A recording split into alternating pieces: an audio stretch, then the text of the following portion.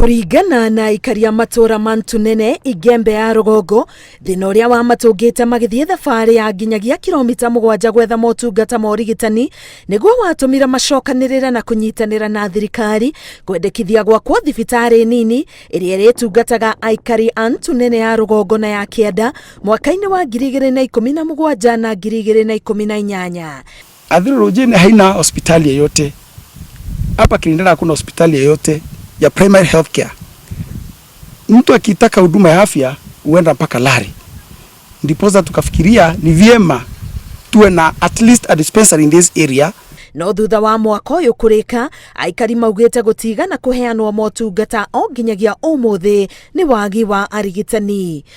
Tumekuwa tukiomba waziri wetu wa afya Mutuma atupee wahudumu wa afya hapa kwa hiyo hospitali. At least if we get some 2 nurses and maybe a lab technician hapa. Kuona thina uria utungaga atumia aritu, aikari marahoya motungata mahanyukio na matigirire ni marumbuia mwena wa atumia kuheo ciana. Wakati itafunguliwa dispensary, Anjikakamue angalau achukue wakati apewe nafasi nyingine atujengee maternity area hii. Maanake maternity ile iko karibu ni kama kilomita 3 wananchi wanatoka wanaenda.